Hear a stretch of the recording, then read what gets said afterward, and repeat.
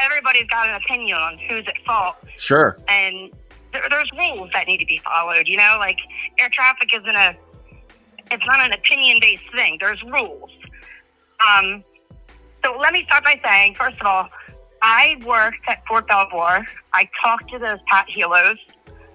And I worked at Dulles Airport, which is just down the road from DCA. I never worked at DCA, but I did talk to the Pats. Okay. My husband, on the other hand, used to control airplanes in and out of DCA. So if you notice, you just showed that map of the helo routes. That Route 4 there does not cross the approach end of the runway where that CRJ was. There's no helo routes that cross the approach end of the runways like that. It's just not a thing. It's dangerous. Those helo routes are designed to maintain separation from those arriving aircraft. They're supposed to hug the bank, and I believe it's when they get past the Woodrow Wilson Bridge is when they can cross over the airfield. Yeah. So the controller issued traffic. The pilot called the traffic in sight, and I know a lot of people have a problem with this visual separation thing. However, let me explain what visual separation is. First of all, if visual separation wasn't a thing, air traffic wouldn't be as smooth as it does. Okay. Visual separation, yes, air traffic controllers are required to, to keep their airspace safe, to control the airspace. However, there's a lot of things that go on it's called a Class D airspace right there. There's a lot of things that go on there. A Class C airspace? Class D, Class Delta. Class Delta. Okay, well, by the way, thank you for doing this. This is amazing. I'm so stoked to have you on. Thank you for calling in. This is awesome. Yeah, absolutely. Yeah, I think I spent the last 24 hours, replying to ridiculous comments on YouTube. It just really bothers me. I want people to understand that there's rules that need to be followed. Just because someone thinks that stuff shouldn't go on there doesn't make it so. Sure. It happens every single day there. Those helicopters fly every day. And the last Midair in the U.S. happened in 2009, I think? No, not even. That wasn't even a Midair. That was a Colgan Air that went down for icing. I think it's been years and years, like 38 years or something, since there's been a Midair. So, it's not that dangerous. Those pilots know what they're doing. And when a pilot arrives at an airport, the first thing they do is there's a thing called an ATIS broadcast. Basically, you can call this number, and it gives you all the things that you need to know about the airport, which runway you're landing, what the altimeter is, anything that's odd around the airport. And I believe DCA always has a thing on their ATIS saying there's helicopter traffic in the area. And those pilots that fly in and out of there know that.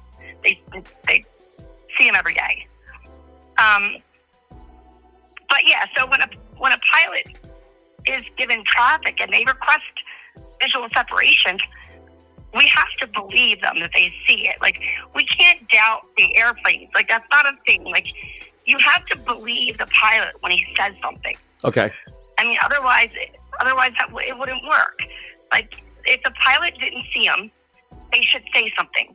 Or if they lose the aircraft, they should say something.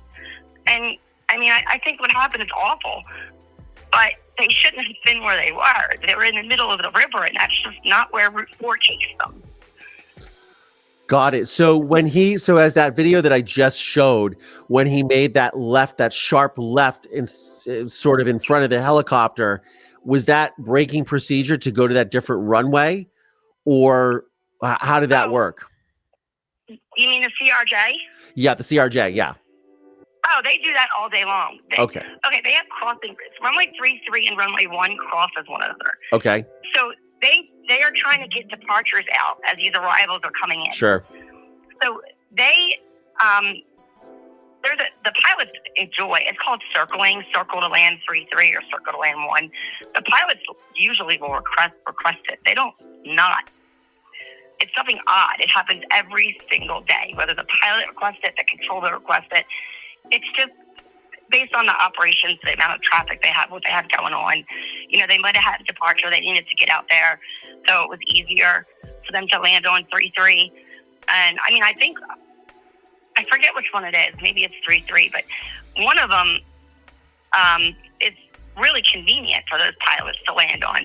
They literally land on the runway, make one turn, and they're right at their gates. So it's really convenient. So it happens every single day. And it's visually done. The pilots do it visually. Got it. I'm putting your name up on the screen. This is Marissa Anderson, by the way. What was your exact profession? So I don't butcher it. I'm an air traffic controller. You're an air traffic controller. So, okay. So you said you were responding to a lot of comments. First of all, thank you so much again for taking time, calling in, explaining this to my audience. Talk to me a little bit about how difficult your job is, because it seems maddening to me and so precise. Talk to me about what that is so people can really grasp what you guys do. It's like beyond chess, right? There's a lot going on. There's a lot going on all the time. The way most airports work is there's banks. You call them banks. You have like an arrival bank where a lot of your aircraft are coming into land. Then you'll have a departure bank where a lot of airplanes are going out to take off. The way that air traffic is set up, like the control tower gets them on the ground, they clear them for takeoff and clear them to land, and then they hand them off to departure. Departure is a different building. It's a radar facility, and then they take them from there. But the tower's job is to get them on and off the ground, deal with the vehicles that are on the ground. All airports do things differently, but the rules are the same.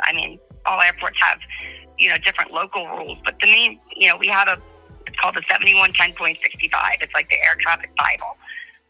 The rules are there. There's some local different rules, but nothing that the separation rules are the same for everybody. But yeah, the job itself it's a lot. There's a lot going on all the time. But it's broken down into positions. You only have to focus on, one thing at a time. Like, sure. Most hours will have a local control. They're talking to people who are coming into land. They're clearing them for takeoff. Some facilities have a local assist. DCA had that, where there's just somebody standing next to them, helping them out.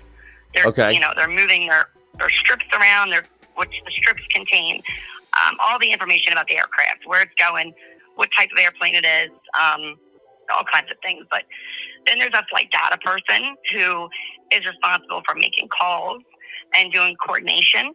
There's a ground controller, and at Dulles, where I worked, we had 3 local controllers. We had 4 runways and 3 different local controllers that were talking to the airplanes coming in and out of the airport. One controller would get 1 or 2 runways, and the same with ground. It can be split up into 2 or 3 ground positions, just depending on the workload and how big the airport is, and how busy. Yeah, and with Reagan Airport, how busy is that airport? Because again, I live by LAX, which is supposedly one of the busiest airports in the world. But how busy is this airport? Just to give my audience a perspective. I think I can't remember, but I think they might be like a level 9. Or air traffic control facilities are rated. Okay. They go up to 12. 12 being the busiest. O'Hare is a 12. Potomac Tracon, which is the Tracon that facilitates DCA, they're a 12 there. Okay. Atlanta's a 12. So they're your busy airports. The towers, like Dulles was an 11. I think DCA was a 9 or a 10 at the time. I'm not sure what they are now. I know some of them have changed, but they're decently busy. I can't tell you how many aircraft per hour off the top of my head. But just they're very busy. Guys, this is Marissa Anderson. She is you're a former air traffic controller, or you're currently an air traffic controller? I'm not an air traffic controller anymore. I was injured and Got it. I lost my medical clearance, but my husband still works as a controller, so Oh, wow. I mean, I discuss this all the time with him. So you're in a high pressure. I was a controller for 20 years, though. I was in the military, and then I worked DOD Army, and then FAA. Well, thank you for your service. I appreciate that. We all appreciate your service and to our country. Thank you. And thank you for so much for calling. Marissa, I want to, if you could please, we're going to put our email here. Email us, and we're going to send you a link to get a free Marisol mug or t-shirt from the show to thank you for coming on and sharing your experience. We really appreciate it. Oh, that's so awesome of you. Sure. Yeah, thank you so much. Anything else you want our audience to know before you go? I just want to say that visual separation is used all of the time, every day, thousands of times a day. And what is specifically visual separation? If you just want to break that down, just so we understand. Visual separation is each aircraft, based on what kind of aircraft they are, there's a minimum separation required that I have to give. I have to provide at least 3 miles of separation between most aircraft. The bigger the aircraft, you add a mile for, it could be as many as 10 miles. But let's just stick with the CRJs, 3 miles. Okay. You have to provide 3 miles separation. A lot of the times, the pilots say on final, they don't want to slow down behind the second guy just when you want them to. They don't want to keep that 3 miles behind them for speed. So they'll request visual separation, which means I see the guy in front of me, and I'm going to take the responsibility to stay away from him. I'm not going to run him over, but I want to, they just want to go a little faster. What they'll do is they'll stay higher so they can go faster, and then they'll descend, descend and slow down when they want to. It's a tool for controllers and pilots. But visual separation takes the responsibility from the controller, and the pilot is now assuming responsibility for separation. Got it. And the only other thing I wanted to add was with the combining of the positions and the staffing in the tower. That is also something that happens every single day in every single facility. The positions are combined as the night goes on. Staffing is reduced as the traffic workload is reduced. It's nothing odd. It's normal. I mean, just because the controller was talking to the airplanes and the helos doesn't make it wrong. That's what they're trained to do. Like, that is their job. The only reason that they split them up is to take the workload off of that controller because it gets so busy at certain times. But typically, that would be his job. They split them up to reduce his workload. They don't combine them when the workload is too much. Like, sure. It's just not a thing. You know what I mean? Sure. So, it's just most of the comments I've been answering have to do with the staffing and visual separation, which was all normal. I mean, it's unfortunate. I can't tell you why the helicopter was over there. I don't know. I mean, if the night vision goggles had something to do with it, I don't know. I'm curious to find out what they say. But I mean, from an air traffic standpoint, I listened to the tapes. Nothing sounded abnormal. The only thing that was abnormal was where that helo was. Yeah, there's Melanie Brinson asked, she says, would a helo request a visual separation for a plane like 3130 still miles away? Oh yeah, it happens all the time. Got it. And it's, people can't believe that he didn't see it. Like, how can you just run into the side of something like that? Well, when that CRJ sidestepped from 3-3 or from 1 to 3-3, he made a slight right turn and then a slight left turn to get back on course, which means when he made that slight left turn, his belly is now, it was slight. So his belly was slightly towards the helo. Like, their field of vision is greatly reduced depending on how their aircraft is facing. If they're in a turn or, they can't see what they can't see, when they're turning, they lose visibility in some areas. I personally think the pilot lost that aircraft because he was 5 miles away when he said he saw them. I think that they were busy doing whatever they were doing in the helo, and he lost track of them. And when they looked up again, they saw the second American coming in and just assumed that was the plane that they were supposed to be watching out for, which is unfortunate. They should have spoke up. They should have verified. They should have done something. I mean, so you think the helo pilot should have done that? Yeah, I do. And the controller did the right thing by saying, "Hey, do you have him in sight?" And he even confirmed, "Yeah, we got him in sight." He's right in front of him. So why wouldn't the controller believe him? You have to believe the pilots. You have to trust their word, or things just wouldn't. Sure. It wouldn't be a thing. Things wouldn't be a thing. Yeah, absolutely. I appreciate your expertise. There was one more question that came in. They said they wanted to ask. Hold on. Trying to go through. Ask the controller if she thinks that a Black Hawk forgot to change altimeter with ATIS information. I have no idea. She's speaking. Might as well be in Chinese. Yeah. I mean, that's a possibility. Uh-huh. I mean, that's a possibility. Got it. I don't know. I don't think that pilot would have. I don't know. It really baffles me why they were right there, like crossing the final right there. It really baffles me. Mm-hmm. So maybe they lost situational awareness. I have heard that when the pilots wear those night vision goggles, that the light that they can see lights that are like 50 to 100 miles away if they're high enough off the ground. And it messes with their depth perception greatly. Uh-huh. And that's the reason that they go train with these night vision goggles is, to learn how to properly assess, and use your depth perception when wearing them. I mean, depth perception is everything. You literally can't do air traffic control if you pass a depth perception or if you fail a depth perception test. You have to have that. And I mean, it could have been, maybe they were wearing the goggles and they didn't understand how close it was. And another thing too is when a helicopter flies, they tilt their rotors to the front, so their nose is pointed down often. Yeah. If they were looking down, I mean, there's so many reasons that the pilots didn't see. There's so many reasons. Just because a person thinks they should have saw them doesn't make it so. Yeah, they're also flying. Just to be clear, they're flying at night. We all think we have better vision than we do. We're 20/20 vision and I can see, but at night we just can't see that good.